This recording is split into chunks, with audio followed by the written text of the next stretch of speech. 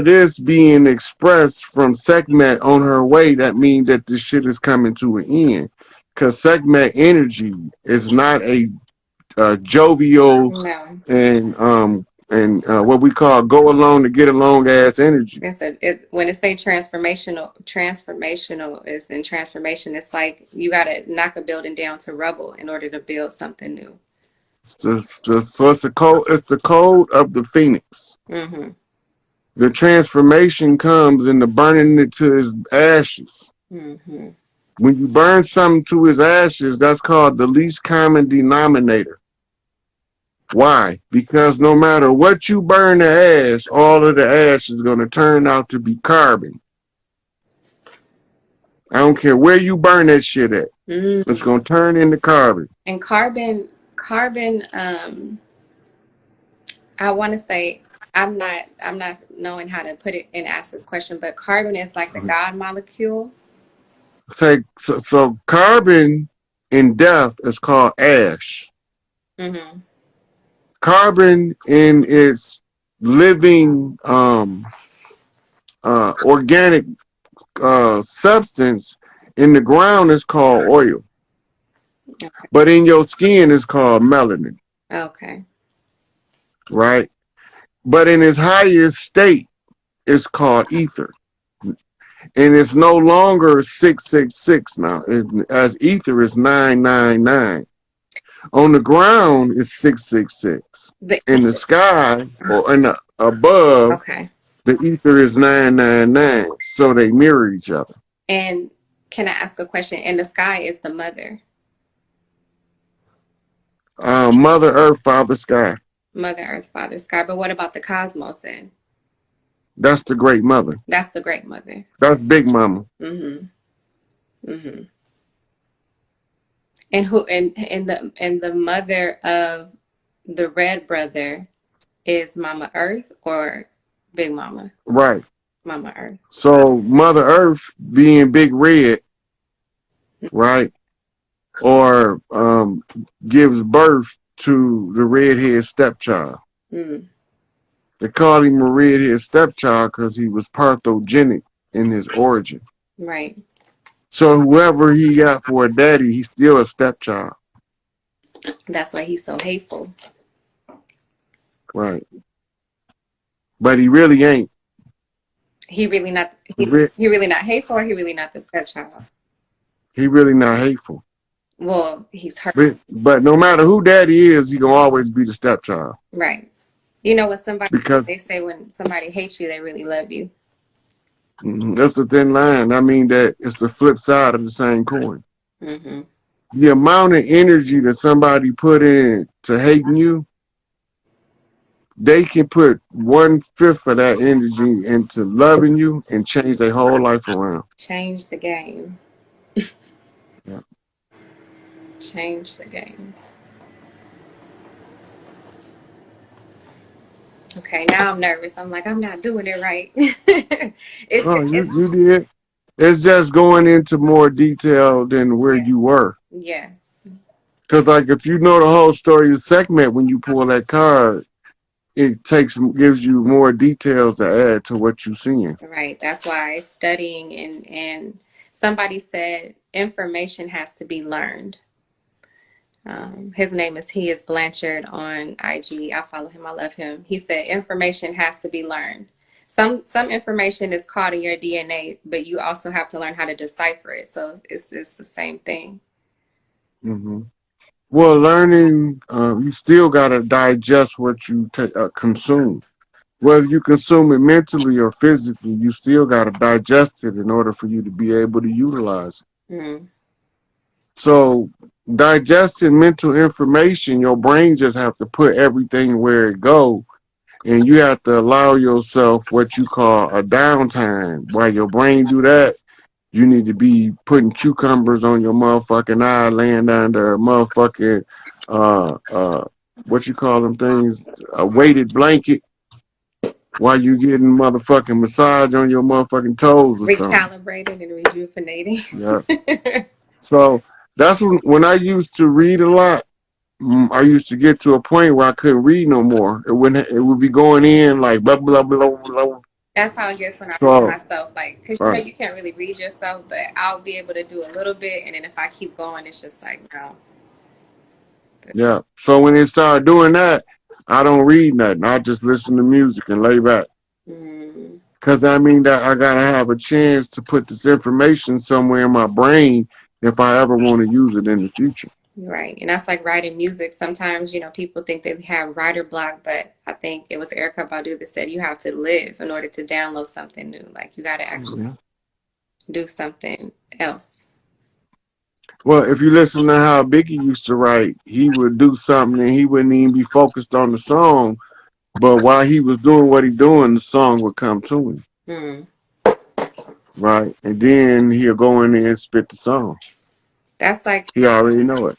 yeah, that's like kind of like me. Because when I try to write a song, it's harder, but I can freestyle it way easier than I can write it. But it's just catching it. So, you know, catching it the first time it come out. Hmm. That's the only thing.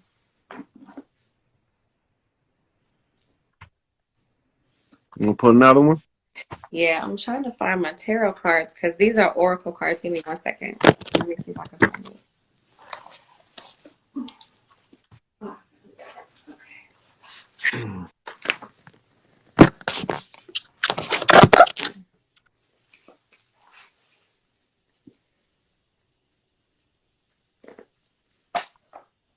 Look, when the imposters get drug out, it's gonna be so much evidence to prove that they the imposters that they won't be able to run from it.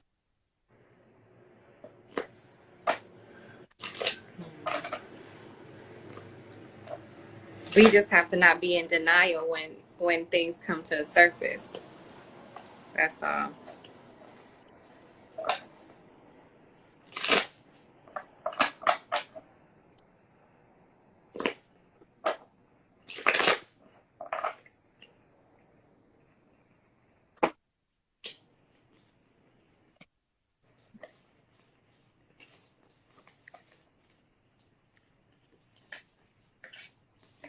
That's a pretty good question. Somebody said for the tarot question asked, how would the children respond or accept their new existence as we evolve in the future? Hmm. So I'm a shuffle. How will the children respond? What was it? How will the children respond to the environment in the future? Their existence. How will how will the children respond or accept their new existence as we evolve into the future? So the children are only going to accept it as far as you accept it. So a child can only go as far as you prepare them for. And so how are we as the elders, because I'm an elder to my children, and Mr. Hayes is an elder to me, and so forth and so forth. So like how are we going to respond to it um is the first thing that's coming to mind.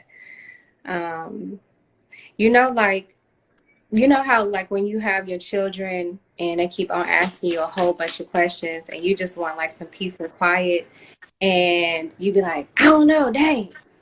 Like, I'm using that as an example to say that through this transition, you're gonna have to, us as parents or as elders to children, whether it be auntie, uncle, brother, cousin, you know, because sometimes you're older, we have to provide grace and security for the children, because honestly, they can only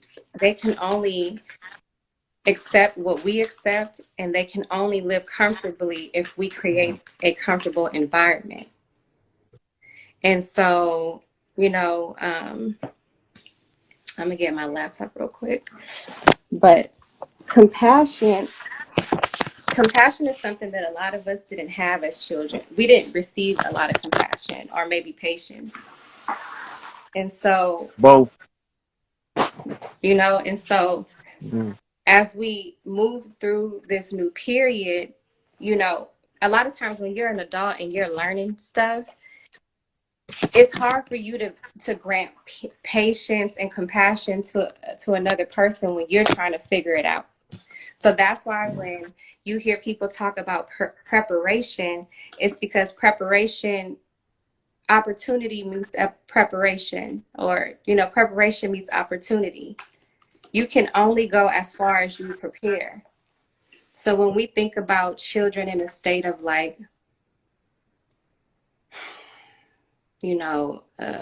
lack, or just, I think people are wondering if there's going to be children on the street and crying and laid out and things of that nature. It's only going to be as far as you prepare for. It's only going to be as good or bad as you prepare for. And so when you hear people talk about unity um, unity or community, it's because those things encourage growth and protection and family. Like when you Yeah. think about what is going to be the best situation and circumstance for my child or children in the higher timelines, those are all the things that you're supposed to be preparing for. Literally. Like I was thinking about washing clothes in my tub because I wanted to save money, but I was like, you know what, low key, like I might need to learn how to really like soak some clothes and scrub them on a washboard. Let me buy them while they're available. Or let me make one. Shit, somebody got metal somewhere, a scrap metal place down the street. Weld something together. Do you know how to weld something together? How are you preparing for the children? And if we're moving in a space of like desperation, you trying to get to a grocery store to get the last bag of rice, but really somebody has 3 bags of rice and somebody else has 7 bags of beans and somebody else has a well or water. It's like if you come together with your You got a meal. resources, you got a plate. Yeah. You bring about the children where they used to talk to children like they didn't have any emotional barometer. None. Call them the foulest of names. These be the parents, And for your right? generation, like, so when I think about my parents, I think about their parents and so forth and so forth. And I think about the environment that they grew up in. Your parents, what, give me a year. What was they dealing with? Segregation, or past that? What was they dealing Both of my parents, my father was born in 35. My mom was born in 33. I mean 39. with? Okay. So they grew up 40s, 50s. They was teenagers in the 50s. Okay. Going into the 60s, they was in their 20s. So they lived through that bullshit. You know what I'm saying? And so their parents were But raising them how to survive. They didn't have time to a lot. Well, I won't say they didn't have time, but I think that sometimes parents thought that I can't make you soft. I got to make you hard for this world. And so then your parents, well, that's what Big Mama be doing. But even when Big Mama talk harsh to you, it's certain stuff that she will not say to a child. definitely no. I'm not saying it's acceptable at all, because Hmm. children don't know. You know how people say you don't know what you don't know? Children really don't know. You've been here for 35, 40, 70 years and your ass still don't know. So you want Yeah. to yell at a baby for doing something that babies do, toddlers do, children do, adolescents do, teenagers do. That don't make sense. You are the one supposed to teach them. And we have children before we even have anything to teach. Hmm. One of the tools that I use to teach my son, like when he would do something, I would say, is that age appropriate Mm-hmm. for a 1 year old or a 2 year old or a 3 year old, Mm-hmm. right? Okay, so now at his level, how do he understand that? What he did? How was he perceiving it? So then I gotta talk to him. Like, why did you do that? I don't know. What was you thinking about? I don't know. Mm. So you have to figure out a way of talking to them where they don't clam up with the I don't know, Right. They have to feel safe. right? So the enthusiasm in my voice to get him to explain to me what he was thinking, right? And the angle in which I approach it. I never thought to do that. What made you think about that? oh, Dad, I was just doing this and I figured it'll fit in there like this. And so now you can see that it came from an innocent place. You don't have to punish that child Right. Right. because you know how to communicate with them now. Right. Where when we was coming up, you little nappy head, badass motherfucker, get your motherfucking ass in here before I stick my foot up your ass and slow walk you. A motherfucker, I'll motherfucking whoop a mud hole in your ass and walk it dry. Right? When the fuck is Immediate all that? immediate aggression. It was like there was Yeah, like what the fuck is all that shit? immediate consequence. And that's why a lot of people are liars now, because you were a child that never got grace. You never got Yeah, grace to be a child, and so you have to think of an answer. And some of y'all like started thinking of answers that was just the best service. So you didn't either got out the trouble, or you started to, you figured out, like, if I lie about it, they don't know, I won't get my ass whooped. If I lie about it, I won't get punished. And those type of behaviors with our children create personality traits that you don't want your children to have. You want them to be able to think for themselves, express themselves with confidence. And we have a bad habit of, like, I guess, oppressing our children. We have a bad habit of pushing them down, just for being who they are, instead of allowing them to blossom and grow. right. So, like, every day I give my son a bath. When he getting out the bathtub and I'm drying him off, we go over his mantra. Well, I started when he was like 7 months old. Mm-hmm. I'd be drying him off and I'd be like, I look good, I feel good, I smell good, I do good, and I be good, right? Mm-hmm. And but when I first started, I had him say his name. I'm Jeremy. I look good. You know how you feel when you first get out the shower? You feel so That precious and relief, clean. right? Ooh. So to anchor the mantra to that feeling was the goal. Mm, I love that. So now he will automatically know that anytime he's under stress and he need a break for a minute, go take a shower. And when you get out the shower, you're gonna look good, Mm-hmm. you're gonna smell good, you're gonna feel good. That's gonna make you able to do good, and that's how you be good, Yeah, it's right? gonna You automatically know that. So when it comes to a domestic situation with his girlfriend, the first thing ain't to make her look like motherfucking Martin after he fought Tommy Hearns. His first thing is, uh, be.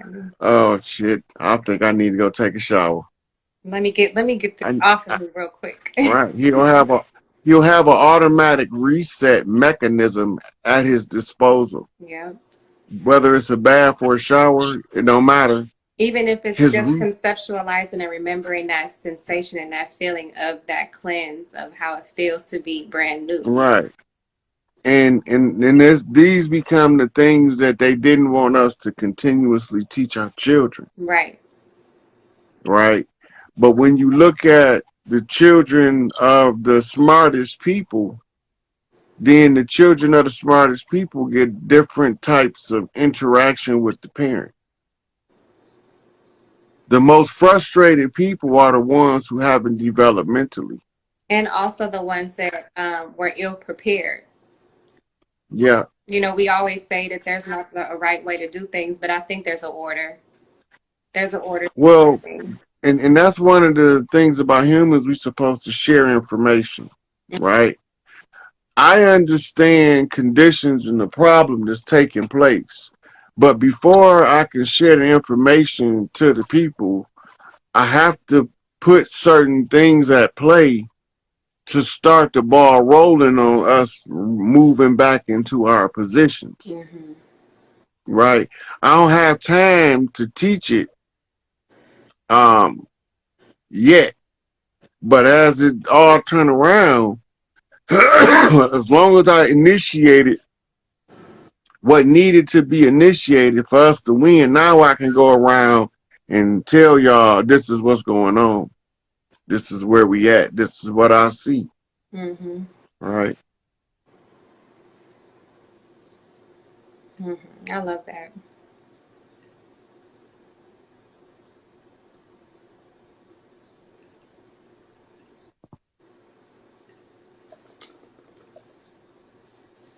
So I wanted to read the definition of compassion. It said sympathetic consciousness of others' distress together with a desire to alleviate it. And I love that because it was like, when we talk about our children, it's like, how do you want to make sure that they don't have anything to worry about, anything to fear, anything to want for? And that's like the things that we need to focus on, either really individually, because if we all individually are prepared, then as a community, we all have I won't